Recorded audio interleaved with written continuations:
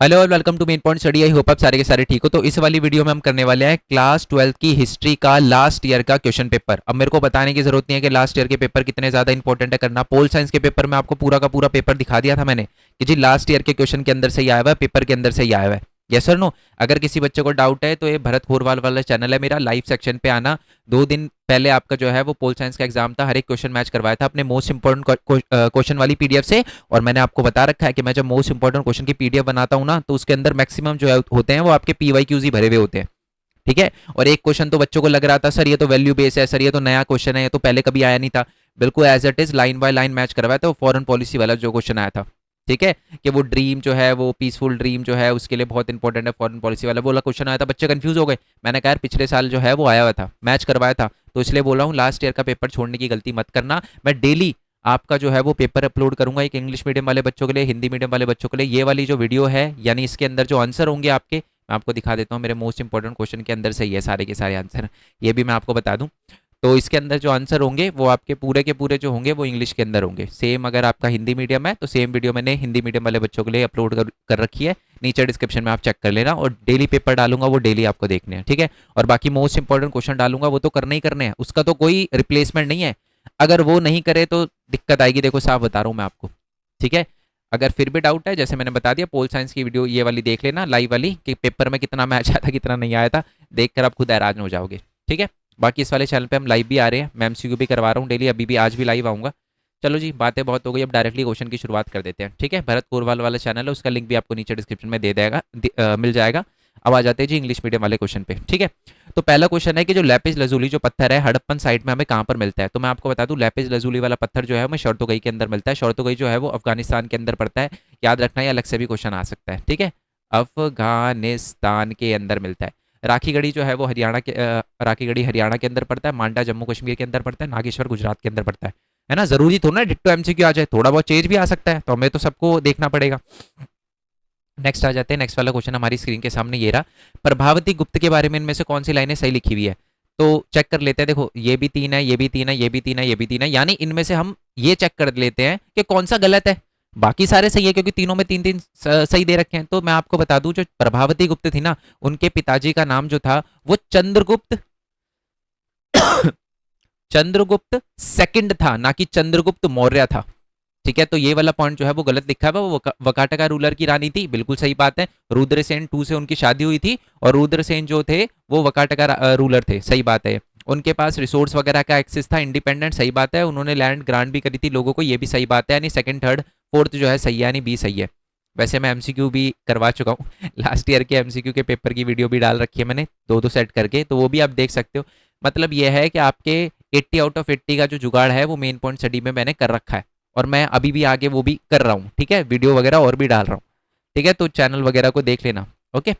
Next आ जाते हैं कि ये बताना है कि इनमें से कौन सा जो है, आपको बताना है कि इनमें से कौन सा, ये 3 पॉइंट लिखे हुए हैं, कौन सा जो है वो जो मतलब ये फीचर बता रखे हैं, और आपको बताना है ये किस राजा से, किस किंग से रिलेटेड है। ठीक है। पहला पॉइंट ही आपको देखते हुए क्लियर हो जाना चाहिए। इसमें लिखा है देवनामी पियादसी, है ना। तो आपको पता है कि देवनामी पियादसी किसको कहा जाता है, अशोक को कहा जाता है। मेरे को लगता नहीं है इसमें कोई समझाने की जरूरत है, बहुत ईजी क्वेश्चन था ये। ठीक है। अगर आपको गलती से ना एग्जाम के अंदर प्रयाग प्रशस्ति, जो कि फर्स्ट टर्म में आपका आया भी था, है ना, तो प्रयाग, खासकर गवर्नमेंट स्कूल वाले बच्चों की बात कर रहा हूँ, प्रयाग प्रशस्ति जो है वो लिखी है हरिसेन ने। ठीक है। हरिसेन ने लिखी है, किसकी तारीफ में लिखी थी, समुद्रगुप्त की, याद रखना। बट इसका आंसर जो है वो अशोक है, ये मैं आपको एक्स्ट्रा इन्फॉर्मेशन दे रहा हूँ। नेक्स्ट वाले क्वेश्चन पे आ जाते हैं। स्क्रीन पे आपके ये रहा, ये दे रखा है कि जो हमारा सुशूत्र था, ठीक है, उसने सुशूत्र संहिता लिखी थी, तो ये किस टॉपिक से रिलेटेड बुक थी। तो ये जो थी वो हमारी मेडिसिन आयुर्वेदा से रिलेटेड बुक थी, याद रखना। एक और बुक है जिसका नाम है अष्टाध्यायी, वो ग्रामर से रिलेटेड बुक है, जो पनीनी ने लिखी थी, बट हमें उससे कोई लेना देना नहीं है, मैं थोड़ी एक्स्ट्रा इन्फॉर्मेशन देने की कोशिश कर रहा हूँ। अब आ जाते हैं इस वाले। बच्चे कहते हैं सर मैच द फॉलोइंग सबसे टफ होता है। अरे भाई सबसे ईजी होता है, पता है क्यों। बच्चे क्या करते हैं कि ये नहीं देखते आंसर, वो क्या करते हैं सबको मैच करने की कोशिश करते हैं। भाई हमें हमें क्या मतलब, चारों क्यों मिला रहे हो।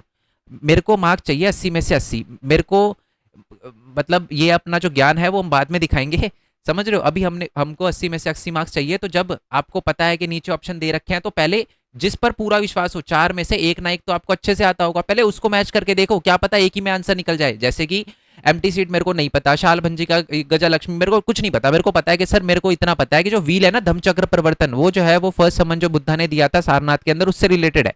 मैंने कहा जी इसको मैच कर दिया मैंने, सेकंड का थर्ड हो जाएगा, सेकंड का थर्ड, सेकंड का थर्ड, एक ही ऑप्शन में दे रखा है, मार्क करके आगे बढ़ो। ठीक है, बट फिर भी बता देता हूँ, एम्प्टी सीट जो है महापरिनिर्वाणा, महापरिनिर्वाणा जो निब्बाना जिसको कहते हैं, जो एक तरह से क्या ली थी, मोक्ष लिया था, जो हमारे समाधि वगैरह ली थी जो हमारे गौतम बुद्धा ने, उनको दिखाता है। जो हमारी शाल भंजिका है वो दिखाता है जी हमारे ऑस्पिशियस सिंबल को, और जो गजलक्ष्मी है वो सिंबल ऑफ गुड फॉर्चून है।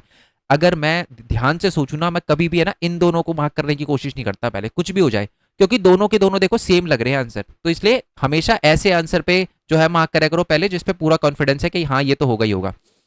ओके, नेक्स्ट वाले क्वेश्चन पे आ जाते हैं। पिक्चर जो है वो किससे रिलेटेड है? तो ये पिक्चर जो है वो मैं आपको बता दूं, मथुरा स्कूल ऑफ आर्ट से रिलेटेड है। ठीक है, नेक्स्ट क्वेश्चन है कि गौतम बुद्ध, अब ये मत बोलना सर विजुअल इम्पेयर्ड वाला क्यों करवा रहे हो, प्लीज यार। ठीक है, सारे करवाने अपने को एमसीक्यू, जरूरी थोड़ा ना अगली बार क्या पता ये डायरेक्ट में आ जाए। जो हमारे गौतम बुद्ध है वो कौन से क्लैन से थे? शाक्या क्लैन से, लुम्बिनी के अंदर पैदा हुए थे, जो हमारा नेपाल के अंदर पड़ता है।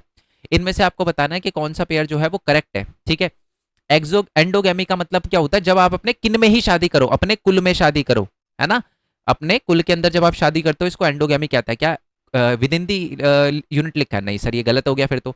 एक्सोगेमी का मतलब क्या होता है? जब आप अपने आउटसाइड द किन शादी करो। क्या ये बात लिखी हुई है? नहीं सर, ये गोत्र से बाहर शादी करो, दैट इज एक्सोगेमी, ये भी नहीं है। पॉलीगैमी, पॉलीगैमी क्या होता है? पॉलीगैमी का मतलब होता है जब एक हस्बैंड की बहुत सारी वाइफ हो। क्या ये लिखा हुआ है? नहीं सर, ये तो कुछ और लिखा हुआ है। पॉलीएंड्री का मतलब होता है जब एक वाइफ की बहुत सारे हस्बैंड हो, बहुत सारे, मैनी हस्बैंड हो, तो ये ही बात लिखी हुई है। देखो ये लिखा हुआ है women having the several husband, तो एंड डी जो है वो सही है अपना, यस और नो। बाकी जो है वो गलत है, हमारा सिर्फ डी सही है। क्लियर हो गया ना, कोई दिक्कत नहीं ना? आ जाओ जी इसी बात में नेक्स्ट वाले क्वेश्चन पे आ जाओ कि जो हमारे अलबरूनी थे, अलबरूनी आपको पता है ना कहाँ के थे? उज्बेकिस्तान, ख्वारिज़मी एम्पायर, और इसको भारत कौन लेकर आया था? Mahmud of Ghazni. Extra information दे रहा हूँ, ऐसा मत करना कि सर हमको तो बस आंसर बता दो। एक कान से अगर कोई चीज़ आपके जा रही है तो उसको कान के अंदर दिमाग में रखना है, दूसरे कान से निकालने देनी कि सर बस हमको तो आंसर बता दो, ऐसा नहीं करना। अलबरूनी जो है वो उज्बेकिस्तान, आज के टाइम में उज्बेकिस्तान में, और उस टाइम में ख्वारिज़मी एम्पायर का के अंदर रहता था, और इसको जो है वो महमूद ऑफ गजनी लेकर आया था। ठीक है, गजनवी नहीं बोला, महमूद ऑफ गजनी लेकर आया था, ये बात याद रखना।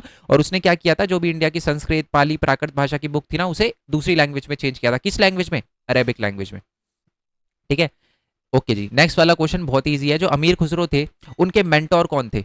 अमीर खुसरो के बारे में एक और बात बता दूं, कवाली से रिलेटेड क्वेश्चन है ना, कवाली और जो चिश्ती जो वाला सिस्टम था, कौन लेकर आया था? अमीर खुसरो लेकर आया था, और उनके जो मेंटोर थे वो थे हमारे शेख निजामुद्दीन औलिया। ठीक है, नेक्स्ट वाले क्वेश्चन पे आ जाते हैं कि ये मैच करना है। ठीक है, सबसे पहले हम वो मैच करेंगे जिसके बारे में अपने को पता है। मेरे को मान लो ये तीनों के बारे में नहीं पता, बट मेरे को पता है कि हजारा रामा टेम्पल जो था वो विजयनगर में है, ये तो कंफर्म है ना। तो पहले फर्स्ट को देख, फर्स्ट, अरे सर फंस गए हम तो, फर्स्ट में तो सब में सेकंड दे रखा है। मैंने कहा जी ठीक है कोई दिक्कत नहीं, वृद्धेश्वर टेम्पल देख लेते हैं। वृद्धेश्वर टेम्पल जो है वो हमारा तमिलनाडु यानी तंजौर के अंदर पड़ता है। ठीक है जी, तंजौर, वैसे तो इसको पूरा तंजौर, इसका नाम कुछ और है, आप मेरे को बताना अगर कमेंट बॉक्स में पता है तो। और ब्रिटिश से बोला नहीं जाता था वो, ठीक है, इसकी वजह से उन्होंने नाम चेंज करके तंजौर कर दिया, बट छोड़ो, तंजावुर और मतलब तंजौर कर दिया उन्होंने, तंजावुर नाम था। इस पे हम कभी बाद में बात करेंगे। थर्ड पे जो है वो फोर्थ आ जाते हैं, तो थर्ड का जो होगा वो फोर्थ होगा। सर अभी भी दो ऑप्शन है, सी और टी। थर्ड का जो है वो फोर्थ जो दे रखा है वो आपका थर्ड में दे रखा है फोर्थ। मैंने कहा जी ठीक है, चिदम्बरम टेम्पल तमिलनाडु के अंदर है, याद रखना। तो सेकंड का जो होगा फर्स्ट होगा, ये लो बी आंसर है आपका। ठीक है, सेकंड का जो होगा वो फर्स्ट होगा, और थर्ड का जो होगा वो हमारा थर्ड का क्या बताया था? फोर्थ होगा, थर्ड का फोर्थ होगा, ये राजी आंसर बी होगा इसका। इसी बात पे आ जाओ नेक्स्ट वाले क्वेश्चन पे, बहुत बढ़िया क्वेश्चन है ये वाला। मैं आपको ना टाइम दे रहा हूँ, रोक के वीडियो को है ना पॉज करके इसका आंसर करना, क्योंकि ये बहुत ईजी क्वेश्चन है और बहुत ही बढ़िया क्वेश्चन है। 100% आप इसको एग्जाम में आता ना गलत करके आ जाता है। सुनो क्या लिखा हुआ है, क्वेश्चन लिखा हुआ है। और अब अगर है ना कभी कभार क्या होता है, बच्चे जो है ना इंग्लिश में थोड़ी गलती कर देते हैं, तो मैं आपको रिक्वेस्ट करूंगा, अगर आपको इंग्लिश पढ़ने में थोड़ी दिक्कत होती है, क्योंकि बहुत सारे बच्चे जो है वो इंग्लिश में ले तो लेते हैं बट उनको इंग्लिश पढ़ने में दिक्कत होती है, तो भाई एक बार हिंदी में पढ़ लो, है ना, कोई कुछ मतलब कोई दिक्कत नहीं आएगी, क्योंकि आपको तो आंसर निकालना है। क्योंकि ये वाली लाइन है ना, बच्चे हमेशा कहते हैं सर ये बात सही लिखी हुई है, अरे गलत लिखी हुई है। क्यों? ये लिखा हुआ है कि Akbarnama was the third book of आईने अकबरी। अरे नहीं, आईने Akbari was the third part of Akbarnama. Basically एक मेन बुक थी जो हमारी अकबरनामा थी। अकबरनामा के जो है वो 3 पार्ट में अलग अलग बटे हुए थे, जिसमें से थर्ड पार्ट जो था वो आईने अकबरी था, बट इसमें उल्टी लाइन लिखी हुई है, तो इसलिए सही नहीं है, गलत है। मेरी बात समझ पा रहे हो ना? आई होप ये बात आप समझ पा रहे हो। नहीं तो अगर आप मान लो आपको थोड़ी अगर लगे ना किसी लाइन में कभी कभी दिक्कत लगे कि सर ये तो मेरे को समझ नहीं, हिंदी में पढ़ लिया करो। ठीक है, चलो मंजिल आबादी के अंदर क्या लिखा हुआ है? मंजिल आबादी जो है वो हमारी आईन अकबरी का ही पार्ट है, उसके अंदर लिखा हुआ है मुगल हाउस होल्ड के बारे में, ठीक है, हाउस होल्ड के बारे में लिखा है, इंपीरियल हाउस होल्ड वगैरह के बारे में। क्या ये लिखा हुआ है? नहीं सर, ये नहीं लिखा, तो ये भी गलत है। सिपह आबादी नाम से पता चल रहा है सिपाहियों के बारे में, किसके बारे में? सिविल एडमिनिस्ट्रेशन के बारे में, आर्मी के बारे में लिखा हुआ है। तो क्या ये तो ये लिखा हुआ है? नहीं सर, इसमें तो हाउस होल्ड लिखा हुआ है, तो ये भी गलत है। लास्ट सही होगा, बट फिर भी देख लेते हैं। जो मुल्क आबादी होता है ना, उसमें जो फिजिकल साइड होती है, टैक्स से रिलेटेड, फाइनेंस से रिलेटेड बातें लिखी होती है। सही बात है सर, फिजिकल लिखा हुआ है, तो इसका आंसर जो होगा वो डी हो जाएगा हमारा। क्लियर है? इसी बात पे आ जाओ जी नेक्स्ट वाले क्वेश्चन पे। नेक्स्ट वाला क्वेश्चन जो है वो आपकी स्क्रीन के सामने ये रहा जी। इसमें दे रखा है कि डी जनरेटेड ईस्ट, ठीक है। अब देखो नाम से ही पता चल रहा है, थोड़ी सी बेइज्जती कर रखी है इसमें, डी जनरेटेड ईस्ट, और मतलब डी जनरेटेड ईस्ट की बात कर रखी है। तो ये कौन सा ऐसा पर्सन था जिसने थोड़ा इंडिया की बेइज्जती करी थी इंडिया में आके? Francis Bernier. बात खत्म। डी जनरेटेड ईस्ट यानी बिल्कुल डी जनरेट हो रहा है, पीछे की तरफ जा रहा है ईस्ट, है ना। और उसी की आइडियोलॉजी पे एक दूसरी जो है वो बुक जो है वो एक आइडिया आया था, थ्योरी जो है वो इंस्पायर हुई थी वेस्ट की, जिसको कहते हैं ओरिएंटल डेस्पोटिज्म। और ये जो है वो मॉन्टेस्क्यू लेकर आया था, कभी कभार अलग से भी क्वेश्चन आ सकता है, याद रखना। ओरिएंटल डेस्पोटिज्म मॉन्टेस्क्यू लेकर आया था थ्योरी, और ये थ्योरी किस पे बेस है? फ्रांसिस बर्नियर की डी जनरेटेड ईस्ट से रिलेटेड है, ठीक है। इसी बात पे आ जाओ जी नेक्स्ट वाले क्वेश्चन पे। अब ये भी वही वाला क्वेश्चन है, इसी में भी मैं बोलूंगा अगर ऐसे क्वेश्चन में दिक्कत हो जाए हिंदी पढ़ लिया करो, नहीं तो दोबारा से 2 बार पॉइंट पढ़े करो। ये देखो देखो, अगर ये क्वेश्चन बताना है कि जो हमारा विजयनगर एम्पायर है वो डिक्लाइन किया हुआ था, है ना, बच्चे देख सीधा ही जो है ना, बच्चे क्या करते हैं, बी मार्क लगा देते हैं। और ये मैंने जो है वो मैक्सिमम बच्चों का देखा जिनको मैं पढ़ाता हूँ, वो सीधा ही छूटते हुए इसका बी मार्क लगाते हैं, जबकि इसका बी नहीं है। देखो इसमें लिखा है defeat of the Bijapur Ahmednagar Golconda in Talikota, ठीक है। डिफीट हुए थे बीजानगर अहमदनगर और गोलकोंडा तालीकोटा की युद्ध में। क्या ये बात सही है? अरे गलत बात है, गलत बात है। क्यों? क्योंकि सही देखो, अगर यहाँ डिफीट की जगह विन लिखा होता ना तो ये एकदम सही पॉइंट होता, ठीक है। बट यहाँ पर क्या लिखा? डिफीट लिखा हुआ है। बीजापुर अहमदनगर गोलकोंडा तालीकोटा के जो युद्ध के अंदर, वॉर के अंदर हारे थे। क्या ये बात सही है? गलत बात है सर, जीते थे वो तो, हारे थोड़ी ना थे, तो ये गलत पॉइंट हो गया। नेक्स्ट वाला पढ़ता है कि heavy decline of the trade और इकोनॉमी, नहीं, विजयनगर की ट्रेड और इकोनॉमी तो बहुत बढ़िया थी, तो यानी ये भी गलत है। Invasion of Portuguese and the French, नहीं, उनका कोई लेना देना नहीं है, उनमें कोई इन्वेजन नहीं किया था। बात पता क्या हुई थी? अड़ोस पड़ोस के जितने भी विजयनगर अहमदनगर गोलकोंडा के सारे किंग जो है वो मिल गए थे, और उन्होंने सबसे मिलकर जो है राक्षसी तांगड़ी, जिसको हम तालीकोटा का युद्ध कहते हैं, वो करा था विजयनगर के साथ, और वो हार गया था विजयनगर एम्पायर, ठीक है। रामा रॉय करके रामा राय करके जो थे हमारे उस टाइम में किंग थे। तो इसका आंसर है ए, एकदम सही लिखा हुआ है कि सबने अलायंस बना लिया था और विजयनगर के एम्पायर के खिलाफ लड़ने लग गए थे, और इंटरनल कॉन्फ्लिक्ट भी था विजयनगर एम्पायर के अंदर, और इसी की वजह से दिक्कत हुई। इनमें से आपको क्या मार्क करना है? करेक्ट पेयर मार्क करना है। जो हमारा मल्लाजादाज होते हैं वो क्या होता है? बोटमैन को कहते हैं मल्लाजादाज। मुकद्दम क्या होते हैं सर? मुकद्दम विलेज हेडमैन को कहते हैं, तो यानी ये भी नहीं है, ये भी नहीं है, शरॉफ छोड़ दो, ये भी नहीं है, बोटमैन नहीं होता इसका मतलब, क्योंकि बोटमैन तो मल्लाजादाज होता है। सर मुजारियान है इसका आंसर, बिल्कुल सही बात है, मुजारियान का मतलब पीजेंट होता है, बिल्कुल सही है, तो इसका आंसर हो जाएगा डी। इसी बात पे नेक्स्ट वाले क्वेश्चन पे आ जाओ, अरेंज करना है, ठीक है। देखो इतना तो आपको देख के ही पता चल रहा है कि जो है वो कोलोनियलिज्म से रिलेटेड चैप्टर से पूछा गया। सब छोड़ो, आप मेरे को ये बताओ, कोलोनियलिज्म वाला जो आपने चैप्टर पढ़ा था, सबसे एंड का टॉपिक क्या था? दक्कन राइट के जो रिपोर्ट थी ना, दक्कन राइट रिपोर्ट थी। तो सब छोड़ो, ऐसा आंसर देखो जिसके एंड में जो है वो 4th हो, है ना। अब पूरे के देखो चैप्टर बहुत बड़ा था ये, मैं वैसे सबका साल बता दूंगा आपको, बट मैं जो है वो आपको ट्रिक बताना बता रहा हूँ। देखो मेरे को कुछ नहीं पता, मेरे को इतना पता है कि सर मैंने है ना ये वाला चैप्टर जब पढ़ा था ना, तो मेरे को बस इतना याद है इस चैप्टर के कि सबसे एंड में जो है वो एक टॉपिक दे रखा था, बॉम्बे दक्कन राइट दे रखे थे, उसके बाद जो है वो बॉम्बे दक्कन रिपोर्ट थी। तो बॉम्बे दक्कन जो राइट है वही सबसे एंड में हुए होंगे, तो यानी 4th। हमेशा ऐसे क्वेश्चन में फर्स्ट या एंड का दोनों में से एक ढूंढा करो, तो इसका आंसर जो होगा वो क्या होगा? फर्स्ट ही होगा आंसर। अब ईयर सुनना शुरू कर दो, थोड़ी डेफिनेशन। सनसेट लॉ जो है वो 1793 के अंदर आया था, पहली बार आया था ये, उसी के साथ जो है वो परमानेंट सेटलमेंट वाला सिस्टम आया था, ठीक है। संथाल जो है वो 1856 या 7 के टाइम में हुआ था, ठीक है। ओके जी, 56-57 के टाइम में संथाल ने जो है वो किया था, ठीक है। और लिमिटेशन लॉ जो है वो आया बेसिकली 1859 में था, और सबसे एंड में जाके 1871 में इसको अमेंड किया गया था। बेसिकली क्या हुआ था, इसमें बोला गया था कि जो भी लोन वाला अमाउंट है ना, कोई भी केस वगैरह 3 साल से ज़्यादा नहीं चलाया जाएगा, ठीक है। वैसे अगर आपने चैप्टर की वीडियो नहीं देखी तो वो भी देख सकते हो, नीचे में जब इस चैप्टर के मैंने अभी इंपॉर्टेंट क्वेश्चन नहीं डाले, मैं डालूंगा तो सबसे पहले उसको देखना, क्योंकि मैं याद रखना इंपॉर्टेंट क्वेश्चन सिर्फ हवा हवा में सिर्फ क्वेश्चन आंसर नहीं करता, आपको पीछे की स्टोरी भी बताता हूँ, ताकि क्वेश्चन थोड़ा घूम जाए तो आपको पता चल जाए कि कैसे आंसर करना है, ठीक है। तो इसी बात पे इसका आंसर आपको क्लियर हो गया, मैच कर लो। सेकंड सेकंड के बाद हो गया आपका third, first, third, second, third, first और फिर लास्ट 75 में डेक्कन राइट हुए थे हमारे, तो इसका आंसर जो है वो फर्स्ट है। ठीक है, ओके जी। इसी बात पे नेक्स्ट वाले क्वेश्चन पे आ जाओ। बहुत इजी क्वेश्चन है, बच्चों को लग रहा होगा सर ये वाला क्वेश्चन टफ है, सर कौन क्या लेकर आया था। आई होप ये तो आपको पता हो। मेरे मोस्ट इंपॉर्टेंट क्वेश्चन के मैं दिखा भी देता हूँ, ये मेरे मोस्ट इंपॉर्टेंट क्वेश्चन की पीडीएफ कहाँ है इस चैप्टर की, कौन सा चैप्टर है ये, ये वाला, एक सेकंड मैं दिखा देता हूँ पहले, क्योंकि मेरे को याद है मैंने इस चैप्टर का पहला ही क्वेश्चन जो है ना वो यही डाला था। ये रिबेल एंड राज वाला चैप्टर है ये। लो जी, क्या है लिखा हुआ है, सब्सिडरी अलायंस जो है, सब्सिडरी अलायंस जो लॉर्ड वेलेस्ली लेकर आया था 1798 में, उसमें क्या लिखा था। चलो वो छोड़ो, क्या लिखा हुआ था उसके बारे में बाद में बात करेंगे, बट इतना तो पता चल गया ना, लॉर्ड वेलेस्ली क्या लेकर आया था, सब्सिडी अलायंस। फर्स्ट का सेकंड हो जाएगा सर, बात खत्म। ठीक है, फिर भी मैं बता देता हूँ, जो लॉर्ड हार्डिंग है ना, ये जो वो गन लेकर आया था ना, जो ग्रीस कार्टेज थी जिसपे बोला जाता था फैट था, है ना, एनिमल वगैरह का, तो ये जो है फोर्थ का जो होगा वो थर्ड हो जाएगा, फोर्थ का थर्ड दे रखा है ये भी। ठीक है, लॉर्ड डलहौजी जो है वो उसने आपको बताया कि एनेक्स किया था हमारे, एनेक्सेशन पॉलिसी, और फिर उसके बाद अवध को एनेक्स वगैरह किया था, कब्जा किया था अवध पे। चलो जी, तो सेकंड का जो होगा फर्स्ट हो जाएगा, और जो हमारा थर्ड है, थर्ड का जो होगा वो हमारा फोर्थ हो जाएगा। जो लॉर्ड बेनेडिक्ट था ना, वो बहुत ही अच्छे रिफॉर्म लेकर आया था। ठीक है, जैसे कि उन्होंने सती प्रथा को खत्म किया था, अच्छी बात है, ये वाली चीज़ उन्होंने बहुत बढ़िया करी, तो इसका आंसर जो है वो अपने को पता चल गया, थर्ड का फोर्थ है, यानी सी है इसका आंसर। इसी बात पे नेक्स्ट वाला क्वेश्चन आपकी स्क्रीन के सामने ये रहा, और मजे मत लेना कहीं आप जो है वो बिल्कुल ही लेट के देख रहे हो वीडियो कि सर आप पढ़ाते जाओ सर मैं देख रहा हूँ, अरे भाई क्वेश्चन का खुद भी आंसर करना है। ठीक है, क्लियर है ना ये बात, आई होप ये बात आपको क्लियर हो।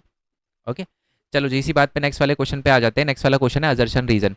अजर्शन और रीजन को करने का तरीका है बिकॉज लगा दो बीच में और फिर चेक करो। ठीक है, अगर बिकॉज लगा के दोनों लाइनें बिल्कुल सही फिट हो रही है तो इसका आंसर ये होगा, और अगर नहीं हो रही तो फिर इंडिविजुअली चेक करेंगे कि लाइनें सही लिखी हुई नहीं लिखी हुई। To broad the non cooperation movement Gandhi ji had to join the Khilafat movement, मतलब बेसिकली सिविल जो नॉन कोऑपरेशन मूवमेंट को बड़ा करने के लिए गांधी जी ने खिलाफत मूवमेंट के साथ हाथ मिलाया, क्योंकि गांधी जी को पता था कि नॉन कोऑपरेशन मूवमेंट और खिलाफत मूवमेंट मिलेंगे तो वो कॉलोनियल रूल को एंड कर सकते हैं। बिल्कुल सही बात है, इसलिए तो हाथ मिलाया था उन्होंने खिलाफत मूवमेंट के साथ। और इसी बात के पे याद रखना, जो खिलाफत कमेटी थी वो दो भाइयों ने खिलाफत मूवमेंट, मोहम्मद अली शौकत अली, दोनों ने मिलकर चलाया था, और इसका आंसर ये है, क्योंकि मतलब सेंस बन रहा है, मैंने बोला था ना बिकॉज लगा के सेंस बन रहा है, तो ये होगा आंसर। इसी बात पे नेक्स्ट वाले क्वेश्चन पे आ जाते हैं। हिंदी को लेकर जो है कॉन्स्टिट्यूएंट असेंबली में बड़ी बातचीत हुई थी, आपको पता है, ये क्वेश्चन भी मैंने मोस्ट इंपॉर्टेंट क्वेश्चन में डाल रखा है। हिंदी को लेकर बड़ी बहस हुई थी, और वो जो बहस हुई थी, हिंदी को कौन जो है वो क्या कह सकते हैं कि हिंदी के लिए कौन जो है वो आवाज़ उठा रहा था सबसे ज़्यादा, आर वी धुलेकर जी। वो बहुत मतलब इतना ज़्यादा इन्होंने बोला था कि जो राजेंद्र प्रसाद है वो सन्न हो गए थे, भाई ये इतना ज़्यादा कैसे बोल रहे हैं, है ना, तो ये वाली बात थी। चलो देखो, चलो यार छोड़ो, अभी मैं ना फिर अभी भावनाओं में बह के अभी कॉन्स्टिट्यूएंट असेंबली की वो डिबेट बताने वाला था। चलो अब आ जाते हैं क्वेश्चन नंबर 19 पे। Which of the following was the significant criticism of permanent settlement. बच्चे बोलते हैं सर ये होगा, क्या बात कर रहे हो यार, मैं मतलब एक मैं बच्चे को पढ़ाता हूँ, अच्छा है मतलब पढ़ने में, है ना, उसने बताया सर डी होगा। मैंने कहा यार कैसी बातें कर रहे हो। पहली बात सब छोड़ो, परमानेंट सेटलमेंट कब आया था, 1793 के अंदर आया था, है ना। और बॉम्बे डेक्कन, जो बॉम्बे के अंदर क्या था, बॉम्बे के अंदर टैक्स का क्या सिस्टम बना रखा था ब्रिटिश ने, रैयतवाड़ी सिस्टम। तो रैयतवाड़ी सिस्टम का परमानेंट सेटलमेंट से क्या लेना है, तो डी तो होगा ही नहीं, उसको हटा दो। ट्राइबल कम्युनिटी से कोई लेना देना नहीं। बेसिकली परमानेंट सेटलमेंट में क्या डायरेक्टली ब्रिटिश कांटेक्ट करती थी पीजेंट के साथ, नहीं, जमींदार से करती थी डायरेक्ट कांटेक्ट। इसका आंसर होगा ए। बात ये थी कि जो हमारे जमींदार थे, ठीक है, उनसे ब्रिटिश टैक्स लेती थी, और जमींदार जाके किसानों को बोलता था कि भाई मेरे को ज्यादा टैक्स चाहिए, तो वो और एक्सप्लॉइट करता था, और यही सबसे बड़ा क्रिटिसिज्म था हमारे परमानेंट सेटलमेंट सिस्टम का। क्लियर हो गया, कोई दिक्कत, पक्का, इसी बात पे ए लगा दो मार्क, और आगे आ जाओ, बढ़ते हैं नेक्स्ट वाले क्वेश्चन पे। नेक्स्ट वाला क्वेश्चन है कि आपको बताना है कि एक पर्सन थे हमारे, है ना, यूपी के पर्सन थे वो, उन्होंने क्या किया था, ब्रिटिश ऑफिसर का जो घर है उसको कब्जा करके उसको हॉल ऑफ जस्टिस बना दिया था। बहुत इजी क्वेश्चन है, शामिल थे हमारे वो। ठीक है जी, ओके, आई होप ये बात आपको समझ आ गया। और इसी बात पे मेरे को बताना कि जो हमारे कुंवर सिंह थे, वो जो आपको बताया कि जो हमारे मूवमेंट को लीड कर रहे थे, तो वो कहाँ से थे, कुंवर सिंह। ठीक है, आप मेरे को नीचे कमेंट बॉक्स में बताना इसका आंसर। इसी बात पे आ जाओ नेक्स्ट वाले क्वेश्चन पे कि 1935 में जो गवर्नमेंट ऑफ इंडिया एक 1935 आया था, वो किस फ्रेमवर्क के अकॉर्डिंग था। ठीक है, सब छोड़ो यार, 1935 में हम आज़ाद थे क्या, नहीं थे, तो इसका मतलब कॉलोनियल रूल ही होगा, है ना सर। कॉन्स्टिट्यूएंट असेंबली तो हटा ही दो, मुस्लिम लीग हटा दो, क्योंकि मुस्लिम लीग तो एक पॉलिटिकल पार्टी, ये थोड़ी ना नेशनल कॉन्फ्रेंस जो है वो हमारा कॉलोनियल रूल होगा, है ना। तो ऐसे आंसर करना। अब है ना, मैं पहले मैप करवाऊंगा, उसके बाद मैं आपके 3-3 और 8-8 नंबर वाले क्वेश्चन पे आऊंगा, क्योंकि ये 3-3 वाले छोटे छोटे क्वेश्चन है। मैं दिखा देता हूँ, मैं आपको एक चीज़ दिखा देता हूँ पहले। ये वाला क्वेश्चन दिख रहा है आपको, Mahabharata is a dynamic test, है ना, ये मेरे मोस्ट इंपॉर्टेंट क्वेश्चन की पीडीएफ है, और ये अभी नहीं बनाई मैंने, कहीं आप सोच रहे हो कि मैंने ये मैंने बहुत पहले 1 डेढ़ महीने पहले बनाई थी, ठीक है। मैं दिखा देता हूँ कहाँ गया ये वाला, मेरे मोस्ट इंपॉर्टेंट क्वेश्चन की पीडीएफ, ये रहा जी। पढ़ो, why is the Mahatma Gandhi, why is the Mahabharata is a dynamic text, है ना। मैं बस मैच करवा रहा हूँ, अभी मैं करवाऊंगा।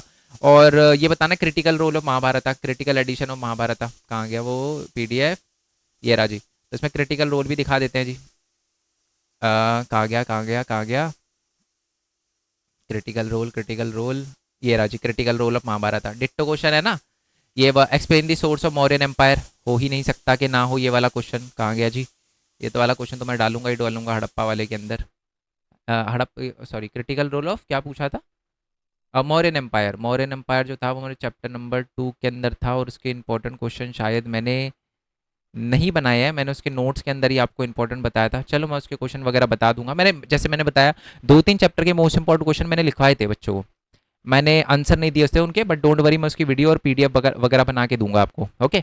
तो वैसे इसका तो आंसर आपको पता ही है। मौर्यन एम्पायर के जो थे वो सोर्सेज क्या क्या थे हमारे, मैं अभी नोट्स खोल दूंगा आपके लिए, बट इसके जो थे वो जैसे मुद्रा राक्षसा है ना, और इंडिका, ओके। तो मैगस्थनीज ने जो लिखी थी, और मुद्रा राक्षसा थी, और तीसरी थी वो अर्थशास्त्र, तो ये सारी की सारी थी, ठीक है।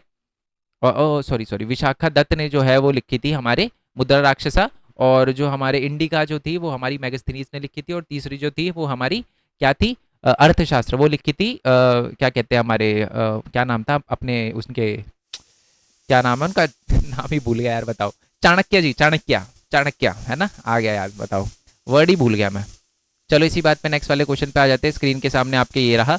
अब मैं बोला था मैं पहले मैप ही करवा देता हूँ, बट मैं बताना चाह रहा हूँ कि हमारे सारे क्वेश्चन हो रखे हैं। मोस्ट इंपॉर्टेंट क्वेश्चन में पूरा का पूरा पेपर क्लियर है, अगर वो कर लिए तो फुल मार्क्स, ठीक है। नो इफ एंड बट, ठीक है। चलो अब आ जाते जी मैप वाले क्वेश्चन पे। तो मैप वाला क्वेश्चन सबसे पहले तो ये बनावली जो है आपको पता है हरियाणा के अंदर है, अमरावती का स्तूप जो है वो आंध्र प्रदेश के अंदर है, आगरा यूपी में पड़ता है, अजमेर राजस्थान में पड़ता है। मैच करते हैं, ठीक है, ओके। और उसके बाद ये जो दो अलग अलग मूवमेंट हुए थे ना, सबसे पहले तो मैं बता देता हूँ, गांधी जी ने ये नेशनल मूवमेंट किया था कहाँ पर, ये जगह कौन सी मार्क है, अहमदाबाद, ठीक है, अहमदाबाद हो गया। और ये वाला जो है वो कौन सा मार्क है, बिहार के अंदर, जहाँ पर गांधी जी ने नेशनल मूवमेंट करा था, चंपारण हो गया बिहार के अंदर, ठीक है।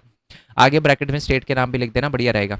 यहाँ पर हमारा पड़ता है बनावली, हरियाणा के अंदर बनावली, बिल्कुल इन दोनों के बीच में पड़ता है बनावली। यहाँ पर पड़ता है हमारा अजमेर, यहाँ पर पड़ता है हमारा आगरा, ठीक है। और नीचे की तरफ जो है वो हमारा आंध्र प्रदेश के अंदर जो है वो हमारा पड़ता है यहाँ पर क्या नाम है अपना वो अमरावती का स्तूप। क्लियर हो गया ना, तो मैप क्लियर है। अब आ जाते हैं 8 नंबर वाले क्वेश्चन पे, ओके। चलो जी 8 नंबर वाले क्वेश्चन पे आ जाते हैं, और 8 नंबर का जो है मैं क्वेश्चन दिखाता हूँ। सबसे पहला क्वेश्चन ये लिखा हुआ है कि explain the contribution of Mahatma Gandhi toward the nation. अब पहले ही तो ऊपर वाला क्वेश्चन पढ़ते हैं, ठीक है, ऊपर वाला क्वेश्चन पढ़ते हैं, क्योंकि नीचे वाला क्वेश्चन आप बना के भी लिख सकते हो, क्योंकि ये वाला क्वेश्चन आप ध्यान से देखोगे ना, ये पोल साइंस के अंदर भी है सेम क्वेश्चन, ठीक है। पोल साइंस के अंदर भी था, जब मैंने मोस्ट इंपॉर्टेंट क्वेश्चन की करवाई थी पोल साइंस पे, तब मैंने बताया था कि गांधी जी ने पीस वगैरह फैलाने के लिए इंडिपेंडेंस के बाद रोल निभाया था। अभी बात करेंगे उसके बारे में, बट पहले 30 का ये वाला पार्ट देख लेते हैं। क्या लिखा हुआ है कि there are so many different kind of sources, मतलब गांधी जी के करियर के बारे में अगर हमें जानना है तो हमारे पास बहुत सारे अलग अलग सोर्सेज है। वो सोर्सेज कौन कौन से है वो आपको बताने हैं। चलो जी महात्मा गांधी वाला चैप्टर है, मोस्ट इंपॉर्टेंट क्वेश्चन है। ऑल दो इस पीडीएफ के अंदर मेरे को 1-2 क्वेश्चन और ऐड करने हैं, ठीक है। बड़े क्वेश्चन पे आ जाते हैं कि गांधी जी के लाइफ के सोर्सेज क्या क्या है। तो ये है ना एकदम परफेक्ट आंसर है, क्यों, इसके अंदर मैंने ये हेडिंग भी डाली है, साथ में मैंने आपके लिए जो है वो एग्जाम्पल भी लिखा है, ताकि आपको कोई दिक्कत ना हो। जैसे मैंने ऑटोबायोग्राफी की बात करी है तो बायोग्राफी का लिखा है, लेटर वगैरह तो जो लेटर लिखे थे वो बता रखा है, राइटिंग वगैरह सारी के सारी, जो हरिजन यंग इंडिया और हरिजन नाम की बुक वगैरह जो लिखी थे गांधी ने, इन्हें राइटिंग वगैरह थी। चलो अब दोबारा से क्वेश्चन पे आ जाता है। क्वेश्चन ये था कि महात्मा गांधी के बारे में जानने के लिए जो जो हमारे पास इन्फॉर्मेशन है, सोर्स है, वो बताओ कौन कौन से। सबसे पहले तो महात्मा गांधी के बारे में जो है जानने के लिए हम उनकी ऑटोबायोग्राफी वगैरह को रेफर कर सकते हैं। तो ऑटोबायोग्राफी, उनकी ऑटोबायोग्राफी का नाम क्या था, story of my experiment with truth. तो ये स्टोरी थी, ठीक है। और इसमें उन्होंने उनके बारे में हमें बहुत सारी चीज़ें पता चलती है, ठीक है, उनके पर्सपेक्टिव वगैरह पता चलते हैं, ठीक है। तो ये जो चीज़ है ये भी हमें महात्मा गांधी के बारे में इंफॉर्मेशन प्रोवाइड करती है। महात्मा गांधी ने जो लेटर लिखे थे अपने फ्रेंड्स को, अपने फॉलोवर को, अलग अलग पॉलिटिकल लीडर को, है ना, चाहे वो इंडिया के हो चाहे बाहर के हो, उनसे भी कहीं ना कहीं जो महात्मा गांधी के थॉट्स और सोशो पॉलिटिकल इशू है उनके बारे में पता चलता है, उनकी स्ट्रैटेजी के बारे में पता चलता है, नॉन वायलेंस के बारे में पता चलता है। जैसे कि जब उन्होंने जो लेटर लिखा था लॉर्ड इरविन को सॉल्ट सत्याग्रह के लिए, नेगोशिएशन स्किल भी दिखाता है उनकी, और मॉरल स्टांस भी दिखाता है कि हम चाहते हैं कि जी, मतलब मॉरल स्टांस बताता है कि जी वो उन्होंने सॉल्ट को चुना, है ना, लॉ वगैरह तोड़ने के लिए। ये दिखाता है कि हाँ मॉरली जो है वो महात्मा गांधी का करेक्टर कैसा था। नेक्स्ट आ जाते हैं राइटिंग पे। राइटिंग यानी जो भी उन्होंने अपनी एडिटोरियल वगैरह जनरल में, जैसे कि यंग इंडिया हो गया, हरिजन हो गया, ये अलग अलग जो एडिटोरियल थे उसमें गांधी जी ने अपने पॉइंट ऑफ व्यू वगैरह और अपना अलग अलग टॉपिक के बारे में लिखा है ना। सेल्फ जो है वो रिलायंस टू सिविल डिसोबीडियंस, इन सारी के सारे टॉपिक को जो है वो उन्होंने टच किया अपने अपने जो भी आर्टिकल थे, उससे भी हमें कहीं ना कहीं महात्मा गांधी के बारे में पता चलता है। नेक्स्ट है जो भी उन्होंने स्पीच दी थी, सबसे पहली स्पीच जो उन्होंने 1916 में जो दी थी, है ना, बनारस हिंदू परिषद में, सॉरी बनारस हिंदू यूनिवर्सिटी में, कहीं ना कहीं उनसे बहुत ज़्यादा इन्फॉर्मेशन मिलती है कि गांधी जी का व्यवहार कैसा था, गांधी जी कैसे थे। नेक्स्ट है जनरल, जो हम जर्नल जर्नल होते हैं, जो वही जो ऊपर वाला, बेसिकली जो राइटिंग और जर्नल एक ही बात है, इसको एक ही पॉइंट में इंक्लूड कर देना। हरिजन और नवजीवन करके जो जनरल थे, उनमें उन्होंने independence, rural development, social reform, इन आइडिया के बारे में बताया। तो इससे हमें पता चलता है कि हाँ जी, इन आइडिया पर भी जो है वो फोकस करते थे। पब्लिक स्टेटमेंट वगैरह जो उन्होंने दी थी, ठीक है, पब्लिक स्टेटमेंट वगैरह वही वाली ऐड कर देना। कौन सी वाली? यही वाली जो स्पीचेज और पब्लिक स्टेटमेंट थी, उनसे भी पता चलता है। गवर्नमेंट रिकॉर्ड, गवर्नमेंट यानी जो ब्रिटिश के रिकॉर्ड थे, जो भी उनको लीगल प्रोसीडिंग वगैरह थी, जो भी उन पर रिपोर्ट बनाई गई थी, जो भी जज के जजमेंट थे, उनसे भी कहीं ना कहीं पता चलता है कि महात्मा गांधी कैसे थे और ब्रिटिश का उन पर कैसा जो था वो मतलब ब्रिटिश क्या सोचती थी उनके बारे में। ठीक है। और नेक्स्ट है पुलिस रिकॉर्ड वगैरह। पुलिस रिकॉर्ड वही जो उसके अंदर आई गया, पुलिस रिकॉर्ड, सर्वेलेंस, इनसे भी कहीं ना कहीं पता चलता है कि ब्रिटिश उनके बारे में क्या सोचती थी। और लास्ट में न्यूज़पेपर, टाइम मैगजीन ने जो उनके सिविल डिसोबीडियंस को जो है वो कवर किया था, उनसे भी हमें महात्मा गांधी के करेक्टर के बारे में, महात्मा गांधी जी के बारे में जानने का जो है वो मौका मिलता है। तो ये सारे के सारे पॉइंट महात्मा गांधी के सोर्सेज बताते हैं। ठीक है। अब आ जाते हैं इस वाले क्वेश्चन पे। मैंने थोड़ी देर पहले बोला कि ये वाली पीडीएफ के अंदर मेरे को एक दो क्वेश्चन ऐड करने हैं, ठीक है। और ये वाला जो क्वेश्चन है ना, ये वाला क्वेश्चन है वो मैं ऐड नहीं करूंगा।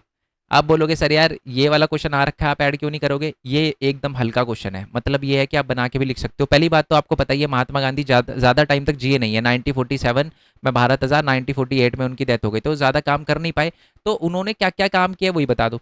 सबसे पहले तो आपको लिखना है 1947 के बाद जो है वो महात्मा गांधी का बहुत बड़ा रोल था। सबसे पहले तो वॉयलेंस को कम करवाने में वो खुद, जो ये क्वेश्चन याद आ रहा होगा बच्चे, जिन बच्चों ने मेरे पोल साइंस के मोस्ट इंपॉर्टेंट क्वेश्चन की वीडियो देखी होगी वो बोलेंगे सर ये वाला तो हमने पोल साइंस में करा था। जी हाँ बिल्कुल, 1947 में सबसे पहले तो गांधी जी का सबसे बड़ा रोल माना जाता है। मैं आपको एक बार आंसर की में दिखाता हूँ ये वाला आंसर, ताकि आप जो है वो मतलब आपको ऐसा ना लगे कि सर आप बना के बता रहे हो। तो मैं आपको अच्छे से दिखा देता हूँ। बाकी जैसे मैंने बोला मोस्ट इंपॉर्टेंट क्वेश्चन में मैं इसका प्रॉपर आंसर मेरे को लगता नहीं है कि ऐड करने की जरूरत है, क्योंकि बहुत ईजी क्वेश्चन है ये, आप बना के इसमें बहुत प्यार से लिख सकते हो। कहाँ गया जी आंसर? ओके, अम, हाँ, यही नहीं नहीं, क्या क्वेश्चन था? एक सेकेंड, ये तो दूसरा पेपर खुल गया, ये वाला है, ये राजी। सबसे पहले तो महात्मा गांधी का सबसे बड़ा रोल था कि आफ्टर इंडिपेंडेंस उन्हें हिंदू मुस्लिम सिख की पीस के लिए बात करी थी। उन्होंने कोई भी इवेंट अटेंड नहीं किया था इंडिपेंडेंस का, मतलब इतनी बड़ा दिन था हमारे लिए, हम आज़ाद हुए थे, बट कोई इंडिपेंडेंस के लिए मूवमेंट जो है, मूवमेंट कह रहा हूँ, कोई भी इंडिपेंडेंस का जो सेलिब्रेशन था उन्होंने जो है वो अटेंड नहीं किया था। वो पीस फैलाने के लिए ज़्यादा जो है वो फोकस में थे, क्योंकि उनको पता था कि वॉयलेंस वगैरह हो रहा है, अभी ये सारी चीज़ें हम बाद में भी सेलिब्रेट कर सकते हैं, बट ये पीस फैलाना ज़्यादा इंपॉर्टेंट है ये। दूसरी बात है, उन्होंने माइनॉरिटी के, खासकर माइनॉरिटी से मेरे कहने का मतलब है शेड्यूल कास्ट, हरिजन जो लोग थे, उनके वेलफेयर के लिए बोला था, डिमांड वगैरह करी थी, है ना। और कहीं ना कहीं खासकर जो जिनके साथ डिस्क्रिमिनेशन वगैरह होता था उनके लिए जो है इन्होंने आवाज़ उठाई थी। डेमोक्रेटिक और सोशल सेकुलर स्टेट की बात इन्होंने करी थी, है ना। और साथ में जो है वो full right should be given to citizen, all citizen, इनकी बात उन्होंने करी थी। और finest are of the Mahatma Gandhi, finest are यानी आखिरी के टाइम में भी उन्होंने यही बात करी थी कि जी वॉयलेंस वगैरह नहीं होना चाहिए। और साथ में जो भी जहाँ पर भी बंगाल के अंदर, पंजाब के अंदर जब वॉयलेंस हुआ था वो खुद वहाँ पर गए थे, दिल्ली के अंदर भी गए थे, माइनॉरिटी के सेफ्टी के लिए उन्होंने बहुत सारे लेटर वगैरह लिखे थे गवर्नमेंट को, है ना। प्रोटेस्ट वगैरह भी करे थे, अनशन पे उतर गए थे, प्रमोट करी थी equality in all the classes और wanted to see united India. Gandhi ji की जो थी वो मेन आइडियोलॉजी ये थी कि वो हिंदू मुस्लिम यूनिटी देखना चाहते थे, प्रमोशन ऑफ खादी या जो है वो चरखा देखना चाहते थे, अनटचेबिलिटी को ख़त्म करना चाहते थे, और वो चाहते थे कि अबॉलिशन ऑफ चाइल्ड मैरिज हो जाए। इसी से बात मेरे को एक बात याद आई है, मैं बता देता हूँ, मैं पक्की बात है, इसके बाद कोई एक्स्ट्रा बात नहीं करूंगा। हमारे ना केशव चंद्र देव थे, ठीक है। बात क्या थी कि है ना, ब्रह्मो समाज बनाया गया था राजा राम मोहन, ये पता, ये एक्स्ट्रा इन्फॉर्मेशन है, बट याद रखना आगे कहीं ना कहीं आप ये पढ़ोगे। राजा राम मोहन रॉय ने ना एक ऑर्गेनाइजेशन बनाई थी ब्रह्मो समाज करके, है ना, एक सोशल रिफॉर्मिस्ट ऑर्गेनाइजेशन थी वो, ठीक है। तो उसमें ना बात करी गई थी कि जी हम चाइल्ड जो चाइल्ड मैरिज होती है और सती प्रथा है उनके खिलाफ बोलेंगे। तो केशव चंद्र देव जी जो है हमारे, उन्होंने बोला कि मैं ब्रह्मो समाज से बिल्कुल एग्री करता हूँ, उन्होंने ज्वाइन भी करा, फिर बाद में उन्होंने ब्रह्मो समाज छोड़ दिया। उन्होंने पता क्या बोला, बात ये थी कि वो भी बड़ा अपोज करते थे, मतलब बहुत बहुत एक तरह से चाइल्ड मैरिज को अपोज करते थे। फिर उन्होंने खुद की बेटी की शादी जो है वो एक महाराजा से करवा दी, मतलब माइनर थी उनकी बेटी, उन महाराजा से करवा दी। तब जो है फिर उनको निकाल दिया गया, फिर उन्होंने दूसरा अपना जो है वो आदि ब्रह्मो समाज करके बनाया था उन्होंने। तो ये कितनी फनी बात है, मतलब समझ रहे हो ना, पहले खुद ही कर रहे हैं, बट खुद की बेटी की शादी जब राजा से हो रही है तो हाँ हाँ हाँ करवा दो करवा दो। ऑल्दो उनका जो किंग था वो भी माइनर ही था, ठीक है, किंग के बेटे से शादी हो रही थी, किंग से नहीं, ठीक है। तो दोनों के दोनों क्वेश्चन हो गए ना, इसी बात पे आ जाते हैं क्वेश्चन नंबर 29 पे। एक बार मैं देख लूँ वॉइस रिकॉर्ड हो रही है नहीं हो रही, चलो जी वॉइस अच्छे से रिकॉर्ड हो रही है। इसी बात पे नेक्स्ट वाले क्वेश्चन पे आ जाते हैं। कबीर के जो है वो भक्ति मूवमेंट के बारे में जो है वो बताना है आपको, और गुरु नानक देव जी की जो है वो जो फिलॉसफी है वो बतानी है, ठीक है। मैं मेजर मेजर पॉइंट बता दूंगा, बाकी जो मोस्ट इंपॉर्टेंट क्वेश्चन की वीडियो में मैंने बहुत ही डिटेल में आपको बता रखा है। तो यही वाला क्वेश्चन है ना, यही है मोस्ट इंपॉर्टेंट क्वेश्चन, भक्ति सूफी ट्रेडिशन का ही चैप्टर है ये वाला, ठीक है। और ये मैंने 8 नंबर में ही बताया है, ठीक है। ये वाला क्वेश्चन है, इसका मतलब ये नहीं 3 में नहीं आ सकता है, बट मैंने 5 में बताया ताकि आप करो। सबसे पहले तो याद रखना, जब भी चाहे हमारे कबीरदास के बारे में, हमारे गुरु नानक देव जी के बारे में पूछा जाए, थोड़ा सा उनके बारे में एक्सप्लेनेशन देना है आंसर पे, डायरेक्ट आंसर पे, और उनकी फिलॉसफी पे, उनकी जो है वो टीचिंग पे आने से पहले। तो गुरु नानक देव जी जो है हमारे वो 1469 से लेकर 1559 तक थे, है ना। हिंदू मर्चेंट फैमिली के अंदर उनका जन्म हुआ था, ननकाना साहिब के अंदर हुआ था, रावी नदी के पास, और जिस एरिया में वो रहते थे ज़्यादातर वहाँ पर मुस्लिम लोग रहते थे। अकाउंटेंट थे वो, और साथ में पर्शियन लैंग्वेज का भी उनको ज्ञान था। छोटी उम्र में उनकी शादी हो गई थी, पर ज़्यादातर टाइम उन्होंने सूफ़ी और भक्तों के साथ जो है ना, जो भी हिंदू भक्त होते हैं और सूफी यानी मुस्लिम होते हैं उनके साथ जो है बिताया था, और ट्रैवल वगैरह भी बहुत किया था उन्होंने। और उनकी टीचिंग क्या थी, वननेस ऑफ गॉड, के एक ओंकार, एक भगवान है, वन गॉड। दूसरी बात है, उन्होंने बोला था कि जी ना, repudiated the external practice of religion. इसका क्या मतलब है, रिप्यूडिएटेड, बताओ मैंने ही लिखा है, मेरे को इतना महंगा वर्ड लिख दिया मैंने, ठीक है। रिप्यूडिएटेड, कभी कभी ऐसा होता है ना, कोई कोई बहुत सिंपल वर्ड भी लिसन को लिसन लिसन लिसन हो जाता है ऐसे कभी कभार, तो यही वाला हो गया मेरे साथ। तो रिप्यूडिएटेड इसका मतलब क्या है, इसका मतलब है वो कहता है कि जी हटा दो, रिप्यूडिएटेड कर दो, मतलब हटाना किस चीज़ को, एक्सटर्नल प्रैक्टिस ऑफ रिलीजन। इसका मतलब है कि जो आप ये मतलब पूजा वगैरह करते हो, वो बाहर से नहीं अंदरूनी होनी चाहिए, मतलब एक्सटर्नल प्रैक्टिस को जो है वो नकारते हैं, ठीक है। वो कह रहे हैं दिल से मानो, ये वाला। दूसरी बात है वो इक्वालिटी की बात करते हैं, सेवा की बात करते हैं, आपको सेल्फलेस सेवा की बात करते हैं, ठीक है। दूसरी बात है वो शब्दास, कि भगवान से कनेक्ट होने के लिए उनका जाप वगैरह करते रहो।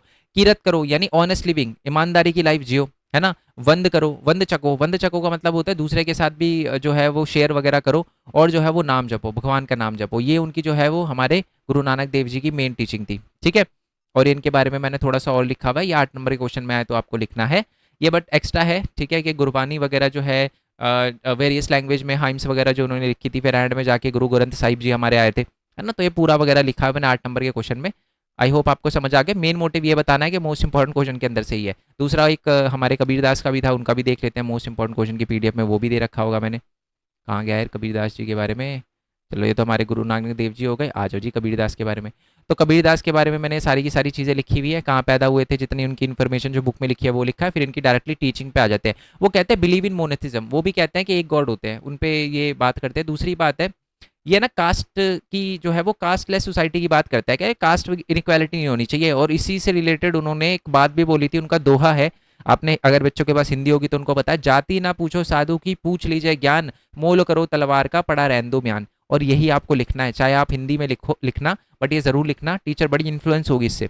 नेक्स्ट है कि विजन ऑफ सोशल इक्वालिटी, तो वो कहते थे सोशल इक्वालिटी होनी चाहिए, ठीक है। और दूसरी बात है सेकुलर पर्सपेक्टिव होनी चाहिए, रिलीजन के नाम पे भेदभाव नहीं होना चाहिए। देखो पोथी पड़ी पड़ी, पोथी पड़ी पड़ी जगमुआ, पंडित भया ना कोई, ढाई आखर प्रेम के पढ़े सो पंडित होए। मतलब वो बताना चाहते हैं कि बेसिकली कितना भी पढ़ लो, जब तक प्रेम नहीं होगा तुम्हारे के अंदर तब तक वो, समझ रहे हो ना, ये हिंदी लिखी हुई है यार, समझ आई गया होगा आपको कि पोथी पड़ी पड़ी जगमुआ, पंडित भय ना कोई, देख लिया मैंने, पंडित मिला ना कोई, ढाई आखर अक्षर आखर को अक्षर प्रेम का, पढ़े सो पंडित हो, जो 2.5 अक्षर प्रेम के पढ़ ले वही पंडित है। ये क्रिटिक ऑफ रिचुअल, ये भी जो है वो रिचुअल को थोड़ा क्रिटिसाइज करते थे कि भाई जरूरी नहीं है, मतलब रिचुअल जो हो सिस्टमैटिक जो तरीके से होता है रिचुअल, उनको थोड़ा ये क्रिटिसाइज करते थे। लव और कंपैशन की बात करते थे, और ये भी सिंपल लिविंग की बात करते थे, आराम से सुख, ऑनेस्ट लाइफ, सिंपल लाइफ जियो। ठीक है जी, इसी बात पे आ जाते हैं हमारे नेक्स्ट वाले क्वेश्चन पे। नेक्स्ट वाला क्वेश्चन है कि हड़प्पा के जो है वो development of the urban centre की बात करनी है, बतानी है कि हड़प्पा जो है उसका यूनिक फीचर था development of the urban centre, और अलग अलग जो आर्कोलॉजिस्ट आए थे उनका जो है वो बताओ, रोल बताओ। सबसे पहले आ जाते हैं जी, ये चैप्टर नंबर 1 का है ना, तो चैप्टर नंबर 1 का कहाँ गया जी, ये लो जी, चैप्टर नंबर 1 के मोस्ट इंपॉर्टेंट क्वेश्चन की पीडीएफ है। अब है ना, देखो मैंने अलग अलग क्वेश्चन के वे में बताया था, ठीक है, जैसे कि मैंने सबसे पहले कनिंगम के बारे में बताया था, ठीक है। तीन मेन जो है वो हमारे एएसआई आए थे, आर्कोलॉजिकल सर्वे ऑफ इंडिया के आर्कोलॉजिस्ट थे पहले, हमारे जनरल कनिंगम, और यही जो थे उन्होंने क्या किया था कि सबसे पहले फादर ऑफ इंडियन आर्कोलॉजी माना जाता है इनको।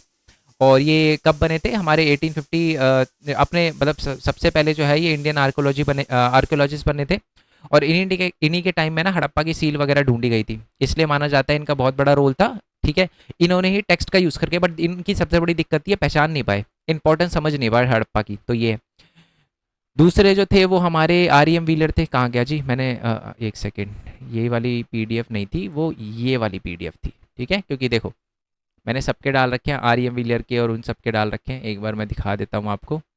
ठीक है, तो मैंने लिख सबके रखे, जॉन मार्शल का भी लिखा हुआ है मैंने, और नीचे आपको आर एम व्हीलर का भी मिल जाएगा। जॉन मार्शल ही जो थे वो मैं आपको बता दूँ डायरेक्टर जनरल बने थे, और ये जो है वो प्रोफेशनल आर्कियोलॉजिस्ट ऐसे थे, बेसिकली इनको एक्सपीरियंस था ग्रीस के अंदर जो है फील्ड पर, इन्होंने जो है एक्सपीरियंस कर रखी थी चीज़ें, इन्होंने थोड़ा ज्ञान ले रखा था, तो इनको बहुत आसानी हुई थी। ठीक है, अपने वर्क के अंदर ये बहुत ही प्रोफेशनल थे। ठीक है, दूसरी बात थे कि इन्होंने ही इन्हीं के टाइम में जो है वो इंपॉर्टेंस हम समझ पाए थे हड़प्पन सिविलाइजेशन की, तो यही वो बात पूरी की पूरी लिखी हुई है। क्लियर है, कोई दिक्कत नहीं है ना इसमें। ओके जी, अब आ जाते हैं जी थोड़ा सा और नीचे, आर ई एम व्हीलर भी थे एक हमारे, आर ई एम व्हीलर कहाँ गए जी, R E M Wheeler, R E M Wheeler, ये रहा जी आर ई एम व्हीलर। अच्छा, ये जो थे वो आर्मी के एक्स ब्रिगेडियर भी थे, तो ये अपनी वो भी लेकर आए थे, और इन्होंने ना एक, हाँ, स्ट्रेटोग्राफिक लेयर यानी स्ट्रेटोग्राफी, यानी उन्होंने बोला था कि अलग अलग, जैसे पहले क्या करते थे, जैसे मैंने गड्ढा खोदा, एक गड्ढे के अंदर चाहे 10 मीटर खोदो चाहे 100 मीटर खोदो, जो भी चीज मिले ना मैंने बोल दिया कि वो एक सारी एक टाइम की है। बट फिर उन्होंने, ये जो आए थे हमारे आर ई एम व्हीलर, उन्होंने बोला अगर कोई चीज 10 मीटर में मिल रही है वो अलग टाइम पीरियड की होगी, कुछ 100 मीटर नीचे मिल रही है वो अलग टाइम पीरियड की होगी। यही इन्होंने बताया था अपनी स्ट्रेटोग्राफिक लेयर, क्या ना, लेयर के हिसाब से जो है वो बांटना शुरू कर दो जो भी हमें चीजें वगैरह मिली है। ठीक है, बाकी प्रॉपर आंसर स्क्रीन पे लिख ही रखा है, आप इसको देखना। ठीक है, ये मैं जूम कर देता हूँ चाहे तो, वैसे तो मैंने बताया मोस्ट इंपॉर्टेंट क्वेश्चन, या इन सब की पीडीएफ भी मैं नीचे डिस्क्रिप्शन में दे दूंगा, लर्न करना शुरू कर देना। ठीक है, अब इसी बात पे आ जाते हैं नेक्स्ट वाले क्वेश्चन पे, क्या लिखा था, वही टाउन प्लानिंग वगैरह लिखा हुआ है, टाउन प्लानिंग अर्बन सेंटर एक ही बात है। ठीक है बच्चे, ये भी बहुत जानना जरूरी है, कभी कभार क्या होता है बच्चे क्वेश्चन छोड़ के आ जाते हैं कि सर आपने तो सर अर्बन सेंटर नहीं लिखवा रखा, टाउन प्लानिंग लिखवा रखा है, एक ही बात है यार, टाउन प्लानिंग ही तो अर्बनाइजेशन को दिखाता है। तो ये बता रखा है कि हड़प्पा का जो मेन फीचर ये था कि उसका जो है वो टाउन प्लानिंग बहुत अच्छी थी, अर्बन सेंटर था वो। अच्छा, क्या ऐसी चीज़ें थी उसमें, ड्रेनेज सिस्टम बहुत अच्छा था उनका। ठीक है, नालियाँ वगैरह जो है वो, घर वगैरह जो है ग्रिड पैटर्न पे बने थे, चौराहे वगैरह होते थे, टेढ़ी मेढ़ी गलियाँ नहीं होती थी जैसे कि मेसोपोटामिया थी, सीधी गलियाँ होती थी, है ना। जो हमारे अलग सोसाइटी को भी दो पार्ट में डिवाइड कर रखा था, एक सीटाडेल जो ऊपर की तरफ बनाया गया था, लोअर टाउन नीचे की तरफ बनाया गया था। नेक्स्ट है कि जो मटेरियल होते थे ना, बिल्डिंग मटेरियल, जैसे ईंट होती है 4:2 में बटी हुई थी, तो यानी ईंट भी सोच समझ के लगाई गई थी। वाटर मैनेजमेंट भी बहुत अच्छा था, जैसे हमें रिजर्वायर मिला था धोलावीरा के अंदर। टाउन प्लानिंग में यूनिफॉर्मिटी थी, यूनिफॉर्मिटी का मतलब हर जगह जो है वो हमें जो ईंट का जो है वो, जो मैंने बताया था 4:2 जो है वो मिलता है अनुपात, है ना, रेशो, हर जगह हमें एक ही जैसा मिला था। नेक्स्ट है कमर्शियल एरियाज, कमर्शियल एरियाज का मतलब होता है कि present with in the city, मतलब जो भी चीजें थी यहाँ पर वेल ऑर्गेनाइज थी, इकोनॉमिक सिस्टम वेल ऑर्गेनाइज था। जैसे मान लो हमें पता है कि बीड मेकिंग कहाँ पर होती थी, मोतिया वगैरह जो है वो हमारे चनहुदड़ों के अंदर बनते थे, है ना, चनुदारों के अंदर या चनहुदड़ों जैसे आप बोलना चाहो। ठीक है, और लोथल वगैरह के अंदर ये बीड मेकिंग वगैरह होती थी, तो ये जो है वो बता रखा है, जिससे हमें पता चलता है कि हाँ जी, सब जो है वो कमर्शियल यूज़ के लिए भी अलग जगह होती थी, और ग्रेट बात भी था, है ना, और ग्रेट ग्रेनरी भी थी, अलग से जो है फूड स्टोरेज का बना रखा था। तो ये सारी चीज़ें ज़्यादातर शहरों के अंदर ही होती है, इसी वजह से बोला गया है कि अर्बन सेंटर। दूसरा क्वेश्चन क्या था हमारा, इसी बात पे आ जाते हैं, ये था रोल ऑफ आर्कियोलॉजी, हो चुका है ये। ठीक है, अब आ जाते थे 3-3 नंबर वाले क्वेश्चन पे। 3-3 नंबर वाले क्वेश्चन देखो, स्टार्टिंग के तो है, मैं वैसे ही बता चुका हूँ आपको, डायनेमिक टेक्स्ट वाला मैंने आपको बता दिया था। ठीक है, डायनेमिक टेक्स्ट वाले का आंसर दिखा देता हूँ मैं आपको। अच्छा, पहले तो वो क्रिटिकल एडिशन दिखा देता हूँ। तो ये पूरा का पूरा बता रखा है कि इस पूरे के पूरे महाभारत को कलेक्ट करने में सबसे पहले रिस्पॉन्सिबिलिटी उठाई थी वी एस सुधांकर ने 1919 में उठाई थी। बेसिकली इनको जो है वो 47 ईयर लगे थे, हाँ ये लिखा 47 ईयर लगे थे। 13,000 पेजेस के अंदर उन्होंने जो है वो महाभारत लिखी थी, और पूरी दुनिया की सबसे बड़ी एपिक है, यानी सबसे बड़ी जो है वो पोयम है। ठीक है, तो पूरा आंसर जो है ये मैंने ऑल दो आंसर जो है वो 8 मार्क्स के हिसाब से लिखा है अगर आ जाए तो, बट आप इसको जो है वो 3 मार्क्स के अकॉर्डिंग भी लिख देना, मेन मेन पॉइंट। ठीक है, चलो इस बात पे वो महाभारत जो है वो एक क्रिटिकल एडिशन ये वाला हो जाएगा। महाभारत जो है वो एक डायनेमिक टेक्स्ट है। डायनेमिक टेक्स्ट वाले के अंदर जो है वो आपको ये सारे के सारे पॉइंट जो है वो ऊपर वाले क्वेश्चन के लिखने हैं। ठीक है, कि सेंट्रल थीम मतलब बेसिकली इसमें जो क्वेश्चन में पूछा गया ना मेजरली कि एक डायनेमिक टेक्स्ट है, तो डायनेमिक टेक्स्ट का मतलब है कि एक ऐसा टेक्स्ट है जिसको हर टाइम में जो है वो यूज़ किए। देखो डायनेमिक टेक्स्ट का ये लिखो, सिंपल लिख देना डायनेमिक टेक्स्ट है। ठीक है, महाभारत जो है वो एक गतिशील ग्रंथ है, जिसको इंग्लिश में बोलते हैं गतिशील ग्रंथ है। इसका मतलब होगा टाइम के साथ इन्वॉल्व होता है, ये हर हर टाइम के लिए रिलेवेंट है।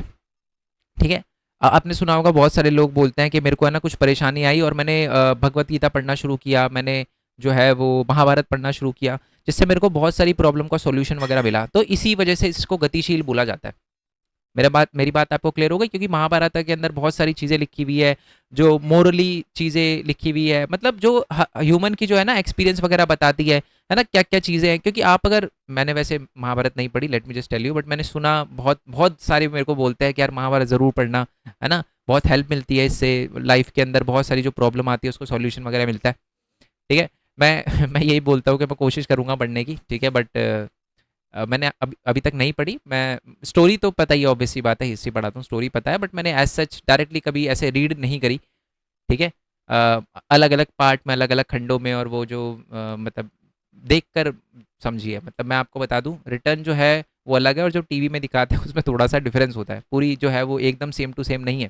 ठीक है, तो ये भी है, तो इसलिए इसको गतिशील ग्रंथ बोला जाता है, क्योंकि इसको हर टाइम्स पे जो है वो अलग अलग लैंग्वेज में ट्रांसलेट भी किया गया है। और ह्यूमन एक तरह से कह सकते हो यूनिवर्सल ह्यूमन जो है नैरेटिव और उनके एक्सपीरियंस को बताता है, और हर टाइम में जो हम इसको यूज़ कर सकते हैं। ठीक है, तो इस वजह से इसको गतिशील ग्रंथ बोला गया, डायनेमिक टेक्स्ट बोला गया, जो हर टाइम में आपके लिए यूजफुल हो। मौर्यन एम्पायर के 3 जो है वो थे, मैं बता ही चुका हूँ आपको, मुद्रा राक्षसा, इंडिका, और तीसरा जो है वो हमारा कौन सा था, तीसरा जो था मैंने बताया अर्थशास्त्र, जो कौटिल्य ने लिखा था, जिसको हम चाणक्य भी कहते हैं। विजयनगर के वाटर मैनेजमेंट के बारे में बताना है आपको, वाटर रिसोर्स मैनेजमेंट के बारे में बताना है, ये राजी।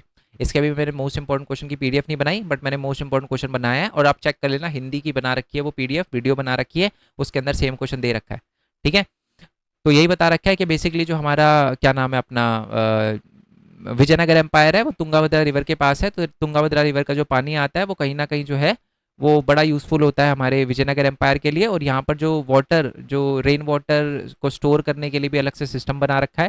ठीक है, और साथ में 15 सेंचुरी के अंदर वहाँ पर एक एरिया भी बनाया गया है। ठीक है, गांव विलेज वगैरह भी बनाया गया है, और उसका नाम है कमलापुरम टैंक। ठीक है, उसमें पानी वगैरह इकट्ठा होता है, और ये जो पानी है इसका जो है वो रॉयल सेंटर में भेजा जाता है, और कुछ जो है वो खेतों में भेजा जाता है। तो यही पूरा का पूरा बता रखा है हमारे उसके बारे में, वाटर रिजर्वायर के बारे में। तो ये डायरेक्टली आंसर है, रीड कर लेना। ठीक है, क्योंकि देखो मैं मोस्ट इंपॉर्टेंट क्वेश्चन में चीज़ें करवा चुका हूँ पहले ही, तो दोबारा से बिल्कुल डिटेल में इसको बताने का मतलब टाइम वेस्ट करना होगा। डायरेक्टली आप मोस्ट इंपॉर्टेंट क्वेश्चन की वीडियो देखो, जो नहीं होगा वो मैं बताऊंगा लाइन टू लाइन। ठीक है, revenue from the land and the economic mainstay. ठीक है, तो ये बता रखा है कि जो मुगल एम्पायर के लिए सबसे ज़्यादा इंपॉर्टेंट जो था ना, वो लैंड से आने वाला रेवेन्यू था। आपको पता ही ऑब्वियसली बात, उस समय कोई फैक्ट्री वगैरह का प्रोडक्शन तो इतने बड़े लेवल पे था ही नहीं, तो इसी वजह से उन पे लैंड पे आने वाला जो टैक्स था वो उनके लिए बहुत इंपॉर्टेंट था। मैं डायरेक्टली आपको आंसर दिखा देता हूँ, ये लिखा जी। तो ये बात लिखी हुई है कि बहुत इंपॉर्टेंट था, इसी वजह से ब्रिटिश जो है वो एग्रीकल्चर एम्पायर जो है, मुगल एम्पायर, वो एग्रीकल्चर को कंट्रोल करने की कोशिश करता था, और खासकर उसका रिकॉर्ड वगैरह भी रखता था।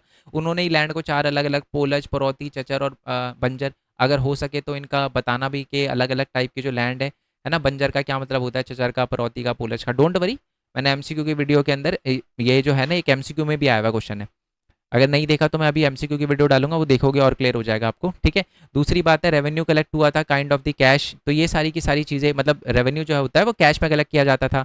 जामा और हासिल, जमा बेसिकली वो होता था जो सोचते थे कि हाँ भाई इतना टैक्स मिलेगा हमें, और एक्चुअल में जो मिलता था उसको हासिल, मतलब ऑब्वियसली बात है, किसान को बोला है कि आपको 100 रुपये देना है, किसान 100 रुपये नहीं दे पाता था, 80 दे पाता था, तो जमा हो गया 100, 80 हो गया हासिल, जितना हुआ है। और उसके बाद पता है कि एक टाइप की फसल को जो है, कुछ ऐसी फसल थी जिनको बहुत इंपॉर्टेंट माना जाता था, जैसे दामिने को। दामिने को का मतलब, दामिने को कह रहा हूँ यार, माफ़ी चाहूँगा, दामिने को तो वो दूसरा था, क्या नाम था उसका, दामिने को तो कुछ और था, दामिने को तो वो संथाल वाला था, मतलब कुछ एक क्रॉप ऐसी थी, ठीक है, जिसको बहुत इंपॉर्टेंट माना जाता था, जैसे गन्ने की और कॉटन की। एग्जैक्ट वर्ड अभी मेरे मुंह पे नहीं आ रहा कि क्या वर्ड था वो। तो बेसिकली आपको क्लियर हो गया ना। और साथ में जो है वो कुछ क्रॉप ऐसी थी इंपॉर्टेंट, मैं आपको बता चुका हूँ। और साथ में लोगों को भी जो है वो बनाया, जैसे एक अमीर गुलजार होता था, वो क्या करता था, रेवेन्यू कलेक्टर होता था, suppose to be the revenue collector. तो ये पूरा सिस्टम जो है वो ब्रिटिश ने बना, मुगल एम्पायर ने बनाया था। इससे पता चलता है कि कहीं ना कहीं लैंड जो था वो बहुत ही इंपॉर्टेंट था रेवेन्यू के लिए, इसलिए उन्होंने बहुत सारे अलग अलग पूरा रेवेन्यू का डिपार्टमेंट, और रेवेन्यू के डिपार्टमेंट को अच्छा करने के लिए उन्होंने ये सारी चीज़ें करी थी, ठीक है। ये वाला चैप्टर है, क्वेश्चन है कि 1800, ये क्वेश्चन भी यहीं पर लिखा हुआ है, 1857 के अंदर जो है वो हमारे ओके, ये वाला क्वेश्चन है कि अवध के अंदर है ना 1857 में जो है वो रेवोल्यूशन हुआ था, है ना, रिवोल्ट हुआ था। रीज़न क्या थे, बहुत सारी जो भी दिक्कतें थी अवध की बता दो। वैसे क्वेश्चन 8 नंबर का आता है, मैं आपको बता दूं। अभी एक दो तीन पेपर जैसे मैंने बताया 2023-24 के कराऊंगा, तो मैं एक बार गो थ्रू कर चुका हूँ पेपर, और जितना मैंने देखा है मैं बता दूं कि अवध वाले बहुत सारे क्वेश्चन जो है वो 8 नंबर में आ रखे हैं बहुत सारे पेपर में, ठीक है। तो मैंने बता दूं कि अवध वाला आंसर है ना, मैंने 8 नंबर के फॉर्म में ही लिखा है, मैं दिखा देता हूँ। ये वाला अवध वाला, नहीं नहीं, ये वाला नहीं अवध वाला, ये वाला अवध देखो, ये सारे के सारे क्वेश्चन, ये 8 नंबर का है क्वेश्चन, ये मैंने पूरा बड़ा आंसर लिखा है इसके अंदर। बट अब ये वैसे आपके लिए इतना ही ज़रूरी है इस टाइम, इस वाले क्वेश्चन के अकॉर्डिंग देखा जाए तो, ठीक है। तो क्या था बेसिकली अवध के अंदर क्या दिक्कतें चल रही थी, पहले तो अवध को सब्सिडी अलायंस के अंदर कंट्रोल में ले लिया, फिर आपको पता है कि उसको किंग वगैरह को हटा दिया गया था, राजा को हटा दिया गया था, जो हमारा वाजिद अली शाह था। तो ये सारी की सारी चीज़ों को लेकर जो थे वो लोग बड़ा गुस्सा थे, और उन्होंने ब्रिटिश के खिलाफ रिवोल्ट वगैरह किया था, है ना। तो ये भी एक वजह थी जिसकी वजह से अवध में बहुत बड़े लेवल पे हुआ। और फिर आपको पता है कि वो जो वो भी आया था, जिससे जो हमारे साहूकार जो हमारे तालुकदार थे और जो ज़मींदार थे उनकी जो आर्मी थी उनको भी कम कर दिया गया था। तो बहुत सारे एक्ट आया था जिसकी वजह से बहुत बड़े लेवल पे रिवोल्ट हुआ था। ये हो गया हमारा, ठीक है, 1857 के अंदर। अच्छा, 1857 में सारे के सारे जो जो भी हमारे लोग थे वो क्या कर रहे थे, कोशिश कर रहे थे यूनिटी वगैरह लाने के लिए, ठीक है। 1857 के अंदर बहुत सारे, जैसे अब चलो क्वेश्चन ही दिखाता हूँ, ये वाला जो है, ये वाला क्वेश्चन है आपका, ठीक है, कि हिंदू मुस्लिम को साथ में लाने के लिए क्या क्या किया जा रहा था। ये रहा जी, अपील करी जा रही थी, क्या क्या अपील करी जा रही थी कि जो ध्यान रखा जाता था कि अगर हम कुछ अपील कर रहे हैं तो हिंदू या मुस्लिम दोनों में से किसी को ठेस ना पहुंचे। ज़्यादातर जो है वो चीज़ें जो है वो हिंदी में भी बोली जा रही थी, उर्दू में भी, पारसी में भी बोली जा रही थी, है ना। और हिंदू मुस्लिम की यूनिटी को ग्लोरीफाई किया जा रहा था, ये सारी की सारी चीज़ें करी जा रही थी। और साथ में मोहम्मद और महावीर सबका जो है वो यूज़ किया जा रहा था फाइट करने के लिए, मतलब मतलब जैसे समझ रहे हो ना, महावीर जी का भी और मोहम्मद जी का भी, दोनों का यूज़ किया जा रहा था कि हाँ यूनिटी लाने के लिए, कि हाँ जी हमको मिलकर जो है प्रोटेस्ट करना है। जैसे महावीर जी हिंदू के, जैन के, है ना, बुद्धिस्ट के, और मोहम्मद जी जो है मुस्लिम के। तो यूनिटी वगैरह लाकर जो है वो करने के लिए। क्लियर हो गया, कोई दिक्कत, आई होप क्लियर हो गया हो। तो ये हो गया, तो यूनिटी लाने के लिए ये सारी की सारी चीज़ें जो है वो करी जा रही थी। कहाँ गया जी क्वेश्चन यूनिटी वाला, ये लिखा जी, कास्ट का ध्यान रखा जा रहा था, महावीर जी और मोहम्मद, ये बता चुका हूँ मैं आपको, ये सारी की सारी चीज़ें। अच्छा जी, अब बता देता हूँ पहाड़ी और संथाल वाला। ये स्टोरी क्या है बेसिकली, पता है क्या, ब्रिटिशर जो होते ना, पहाड़ जो हमारा जो राजमहल की पहाड़ियाँ थी, वहाँ पर है ना पहाड़ी लोग रहते थे। अब दिक्कत ये थी कि वो लोग टैक्स नहीं देते थे, अफरा तफरी मचाते थे अकॉर्डिंग टू ब्रिटिश। तो इसी वजह से क्या हुआ, संथाल लोगों को वहाँ पर बसाया गया ब्रिटिश द्वारा। ब्रिटिश ने क्या करा, उनको जो है वो ज़मीन वगैरह दी, और उनको बोला कि आप खेती करो, लड़ो बेशक पहाड़ी लोगों से लड़ो, बट ज़मीन जो है उस पर खेती करो। और उनको दामिने को उनको बोला कि आपकी ज़मीन इस पर खेती करो। फिर बाद में क्या किया था, ब्रिटिश ने बोला नहीं, ये जमीन आपकी नहीं है। अब इसके चक्कर में, अब देखो संथाल की और पहाड़ियों की तो लड़ाई चल रही थी, अब ब्रिटिश ने भी अपना दुश्मन संथालों को बना लिया, और 1856 के अंदर, 56-57 के अंदर जो हमारे संथाल थे वो भी ब्रिटिश के खिलाफ हो गए। तो मतलब इन तीनों के बीच में लड़ाई होना शुरू हो गई थी। तो यही था, ये पूरा का पूरा मूवमेंट जो था वो पहाड़ी और संथालों के बीच में लड़ाई जो थी वो क्यों स्टार्ट। वैसे तो आपसे सिर्फ पहाड़ी और संथालों का पूछा गया, तो मेन रीज़न यही था कि जो लैंड डिस्प्यूट था, वो सबसे पहले पहाड़ी लोग जो थे वहाँ खेती वगैरह नहीं करने देते थे, फिर संथाल आए, उन्होंने खेती करी, पहाड़ी जो थे उनको पीछे की तरफ जो है वो खदेड़ना शुरू कर दिया। उसके बाद दामिने को का स्टेटस दे दिया ब्रिटिश ने 1832 में। फिर कहीं ना कहीं कॉन्फ्लिक्ट वगैरह हो गया, और कहीं ना कहीं लड़ाई हो गई किसके बीच में, हमारे ब्रिटिश के बीच में और संथाल के बीच में, और संथाल और पहाड़ी के बीच में। तो पहले से ही थी, तो ये तीनों के बीच में लड़ाई हो गई, ये बता रखा है। आई होप ये पूरा का पूरा पेपर आपको बहुत अच्छे से समझ आ गया हो, कोई दिक्कत ना आई हो। जैसे मैंने बोला, मोस्ट इंपॉर्टेंट क्वेश्चन मैं डेली जो है, most important question chapter wise भी डालूंगा, वो भी करना है आपको। दूसरी बात है, मैं हर डेली पेपर भी डालूंगा, वो भी करना है, एक भी पेपर छोड़ने की गलती नहीं करना, ठीक है। बाकी जैसे मैंने बोला कि ये हमारा भरत कोरवाल वाला चैनल है, इस पे आ जाना आप। दूसरी बात है कि हमारा जो दूसरा चैनल है, एक और चैनल है मेन पॉइंट टेक वाला, ठीक है, उस पर मैं अर्निंग से रिलेटेड वीडियो बनाता हूँ कि एक स्टूडेंट कैसे अर्न कर सकता है। अभी कुछ ही टाइम बाद मैं इस पर वीडियो डालूंगा कि मेरा जो म्यूचुअल फंड पोर्टफोलियो है वो कितना बड़ा है, कितना नहीं बना, और साथ में मैं आपको दिखाऊंगा कि आज से 3 साल पहले है ना मैंने क्रिप्टो करेंसी में कुछ पैसे डाले थे, तो उसका क्या हाल है क्या नहीं है वो भी हम देखेंगे। ठीक है, आई होप ये बात आपको क्लियर हो गई हो। तो बाकी मिलते हैं जी नेक्स्ट वीडियो में। जय हिंद, जय भारत, वंदे मातरम। Thanks for your support, bye bye.